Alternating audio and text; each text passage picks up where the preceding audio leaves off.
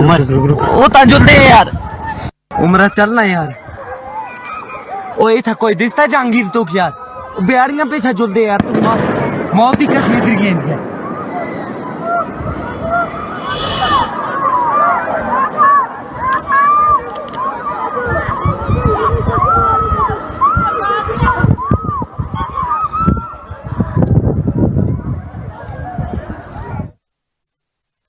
Enriching the learning experience with the leaders and resources of the world.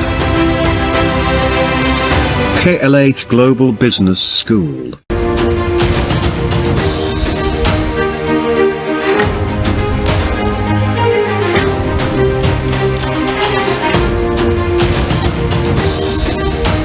Breaking news, Jammu Kashmir ఉగ్ర దాడిలో మృతుల సంఖ్య 26కు పెరిగింది. మృతుల సంఖ్య ఇంకా పెరిగే అవకాశం ఉంది అనే భయాందోళనలు వ్యక్తమవుతున్నాయి. మృతుల్లో ఎక్కువ మంది టూరిస్టులే ఉన్నారు. టూరిస్టులని లక్ష్యంగా చేసుకునే ఉగ్రవాదులు సాయుధ ముష్కర్లు చుట్టుముట్టి కాల్పులు జరిపారు. ఈ కాల్పుల్లో మృతుల సంఖ్య 26కు చేరింది. ఒకసారి ఆ కాశ్మీర్లో కాల్పులు జరుగుతున్న సమయంలో అక్కడ చోటు చేసుకున్న దృశ్యాలు మీరు చూడండి. ఎక్కడ చూసినా అక్కడ హృదయ విదారక దృశ్యాలు అక్కడ కనిపిస్తూ ఉన్నాయి. ఎక్కువ మంది టూరిస్టులు, ఇటీవల కాశ్మీర్కి టూరిస్టుల సంఖ్య పెరిగింది. ఆ టూరిస్టులను లక్ష్యంగా చేసుకుని ముష్కర్లు ఈ దాడిలోకి తెగబడ్డారు. సాయుధ ముష్కర్లు టూరిస్టులను చుట్టుముట్టి అతి సమీపం నుంచి ఈ కాల్పులకు తెగబడ్డారు. ఒక్కసారిగా ఏం జరుగుతుందో ఆ టూరిస్టులకు అర్థం కాలేదు. అర్థం చేసుకునే లోపే తమ బంధువులను కోల్పోయి తమ వారిని కోల్పోయి రోధిస్తున్న దృశ్యాలు అక్కడ కనిపిస్తున్నాయి. ఈ దాడిలో ఎక్కువగా పురుషులనే ఈ ముష్కర్లు టార్గెట్ చేసుకున్నారు. మృతుల్లో హైదరాబాద్కు చెందిన ఆఫీసర్ ఉన్నారు, వైజాగ్ వాసి కూడా ఉన్నారు. హిందూ టూరిస్టులే టార్గెట్ గా ఉగ్రవాదులు ఈ కాల్పులకు తెగబడ్డారు అని చెప్తున్నారు. ప్యాంట్లు విప్పించి కన్ఫర్మ్ చేసుకుని మరి కాల్పులకు తెగబడ్డారు. ఈ ఉగ్రవాదులు అందరూ కూడా ఆర్మీ దుస్తుల్లో వచ్చారు అని చెప్తున్నారు. ఉగ్రవాదుల కాల్పుల నేపథ్యంలో అక్కడ హై అలర్ట్ ప్రకటించారు. ఉగ్రవాదుల కాల్పుల నేపథ్యంలో సౌదీ టూర్ మధ్యలోనే విరమించుకొని కాశ్మీర్కు బయలుదేరారు ప్రధాని మోదీ. శ్రీనగర్లో పరిస్థితిని సమీక్షిస్తున్నారు హోంమంత్రి అమిత్ షా. కాల్పులు జరిగిన సమయంలో అక్కడ చోటు చేసుకున్న పరిస్థితిని గురించి ఏడుస్తూ మాట్లాడుతున్నారు అమిత్ షా కూడా. అమిత్ షా చేరుకుంటున్న దృశ్యాలు ఇప్పుడు మీరు ఆర్టీవీ స్క్రీన్ పైన చూస్తున్నారు. అందాల కాశ్మీరం ఒక్కసారిగా ఎరిపెక్కింది. చల్లటి కాశ్మీరం ఇప్పుడు నెత్తుటి మరకలతో వేడిగా రగులుతున్న దృశ్యాలు మనకి కనిపిస్తున్నాయి. తమ వారిని కోల్పోయి వారి దేహాల పక్కనే ఏం చేయాలో అర్థం కాక ఏం జరిగిందో తెలియని షాక్లో కుప్పకూరిపోయి రోధిస్తున్న దృశ్యాలు అక్కడ కనిపిస్తున్నాయి. అంబులెన్స్ను కూడా అక్కడికి తీసుకొచ్చి వెంటనే ఎమర్జెన్సీని ప్రకటించి అంబులెన్స్లో గాయపడ్డ వారిని, మృతి చెందిన వారిని, తూటాలు దిగిన వారిని వాళ్ళ అందరినీ ఆసుపత్రికి తరలిస్తున్న దృశ్యాలు మీరు ఆర్టీవీ స్క్రీన్ పైన చూస్తున్నారు. ఒకసారి స్పాట్ ఆడియో విందాం. ओ ये था कोई दिखता जहांगीर तो यार बिहारियां पीछे जुल दे यार तुम मौत ही कश्मीर गेंद है।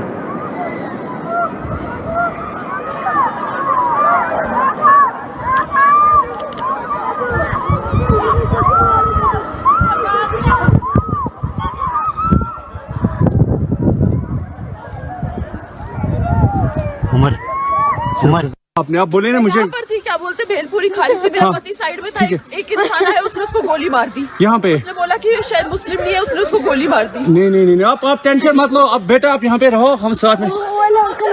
अपने आप बोले ना मुझे अभी मेरे हिसाब से 10 जगह से राउंड फायरिंग होगी, 10 जाने के ऊपर होगी। बैठो बैठो बैठो बैठो बैठो बैठो बैठो आराम से बैठो। फायरिंग कर रहे हैं वो लोग। हाँ फायरिंग कर रहे हैं। चोट है मेरे बाजू में, बगल में था। क्या ब्लड कहीं लगा चोट के बेटा? अच्छा ठीक बैठो, मैं पट्टी करता हूँ आपको। अरे नहीं हम लोग फौज हैं, हम लोग बैठो हम लोग फौज हैं। बैठो मेरे बच्चे को अरे हम लोग फौजी हैं, कुछ नहीं करेंगे। आपकी सेफ्टी के लिए आए हैं, आपकी सेफ्टी के लिए आए हैं। बैठो आपकी सेफ्टी के लिए आए हैं। हम इंडियन आर्मी हैं। बैठो, ये इंडियन आर्मी है। आप लोग कहाँ से आए हो? कहाँ से आए आप लोग? आपके बच्चे कुछ नहीं करेंगे। थोड़ा बताइए हुआ पति को आए हैं। बैठो आपकी सेफ्टी के लिए आए हैं। हम इंडियन आर्मी हैं। बैठो, ये इंडियन आर्मी है। आप लोग कहाँ से आए हो? कहाँ से आए आप लोग? आपके बच्चे कुछ नहीं करेंगे। थोड़ा बताइए हुआ पति को मार दिया? नहीं बेटा शांत रहो। लो पानी पियो।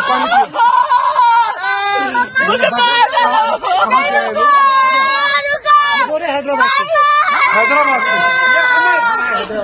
आपने आप बोले ना मुझे यहाँ पर थी, क्या बोलते भेलपुरी खा रही थी, मेरा पति साइड में था, एक इंसान है उसने उसको गोली मार दी। यहाँ पे उसने बोला कि ये शायद मुस्लिम नहीं है, उसने उसको गोली मार दी। नहीं आप टेंशन मत लो, अब बेटा आप यहाँ पे रहो, हम साथ में। आपने आप बोले ना मुझे यहाँ पर थी, क्या बोलते भेलपुरी खा रही थी। ఆ ముష్కర్లందరూ కూడా ఇండియన్ ఆర్మీ దుస్తుల్లో వచ్చి మరి ఈ కాల్పులకు తెగబడ్డారు. సాయుధ ముష్కర్లు ఇండియన్ ఆర్మీ దుస్తుల్లో రావడంతో అక్కడ ఉన్న టూరిస్టులు అందరూ అనుకున్నారు వాళ్ళు ఉగ్రవాదులని అనుకోలేదు, ఇండియన్ ఆర్మీ అని అనుకున్నారు. ఒక్కసారిగా వాళ్ళ దగ్గర ఉన్న గన్నుల్లో నుంచి తోటాలు బయటకు వస్తూ ఉంటే తమ బంధువులు తమ వాళ్ళు ఆ తోటాలకు బలైపోతూ ఉంటే ఏం జరుగుతుందో అర్థం కాలేదు. ఇండియన్ ఆర్మీ దుస్తుల్లో వచ్చిన వాళ్ళు ఎందుకు కాలుస్తున్నారు, వాళ్ళు ఉగ్రవాదులు అని అర్థం చేసుకోవడానికి ఎంతో సమయం పట్టలేదు.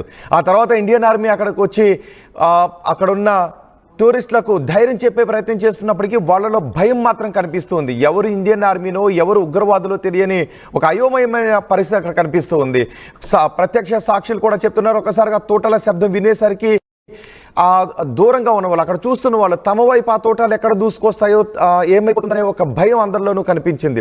ఇండియన్ ఆర్మీ దుస్తుల్లో వచ్చిన ముష్కర్లు మతం అడిగి మరీ కాల్చి చంపేశారు. కొన్ని ఇతర మత సూక్తులు చెప్పమని అడిగి మరీ చంపేశారు. ఎవరైతే ఇతర మత సూక్తులు చెప్పలేదో, ఎవరైతే హిందువులు అని నిర్ధారించుకున్నారో వాళ్ళని మతం అడిగి మరీ కాల్చి చంపేశారు. ఎక్కువగా హిందువులు పురుషులనే టార్గెట్గా చేసుకుని మరీ చంపేశారు. కొత్త జంట అక్కడికి వచ్చారు. ఆ జంటకు పెళ్ళై ఎన్నో రోజులు కాలేదు. భార్య ముందే భర్తను కాల్చి చంపడంతో మౌనంగా అక్కడే కుప్పకూలిపోయింది భార్య. ఆ దృశ్యాలు చూస్తూ ఉంటే ఆ భయంలో కూడా వాళ్ళందరికీ ఆ దృశ్యాలు చూసి హృదయం ద్రవించిపోయే పరిస్థితి అక్కడ కనిపిస్తుంది. ఆర్మీ దుస్తుల్లో వచ్చి ఉగ్రవాదులు కాల్పులు జరిపారు.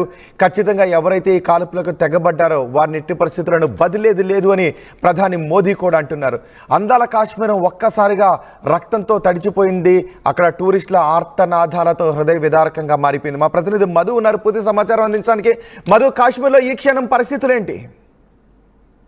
అత్యంత దారుణంగా 27 మందికి పైగా చనిపోయినటువంటి ఘటన. ప్రధాని కూడా విదేశీ పర్యటన ముగించుకొని హైదరాబాద్ ఢిల్లీ తిరిగి వస్తా ఉన్నారు. కొద్దిసేపట్లో ఆయన అత్యవసర రక్షణకు సంబంధించినటువంటి వారి అధికారులతో భేటీ నిర్వహిస్తా ఉన్నారు. అమిత్ షా అక్కడే ఉన్నారు. మొత్తం పూర్తి వివరాలు తెలుసుకునే ప్రయత్నం చేస్తా ఉన్నారు. అయితే ఆర్మీ దుస్తుల్లో వచ్చినటువంటి ఈ ఉగ్రవాదులు కేవలం హిందువులను మాత్రమే టార్గెట్ గా తీస్తారు. అంటే ముందుగా ఐడి కార్డు చూపించమన్నారు, పేరు, ప్రాంతము, ఎక్కడి నుంచి వచ్చారు అటువంటి డీటెయిల్స్ తెలుసుకున్న తర్వాత వాళ్ళందరినీ ఒకవైపు జరిపిన తర్వాత ఒకవైపు నిలబెట్టి చాలా లిటరల్ గా దుస్తులు విప్పి వాళ్ళు హిందువులా కాదా అనేటువంటిది తెలుసుకునే ప్రయత్నం చేశారు. సుంతి అంటే సర్కమ్స్టెన్స్ చేశారా లేదా అనేటువంటిది ఆ రకంగా చూసిన తర్వాత నిర్ధారించుకొని దాడి చేశారు.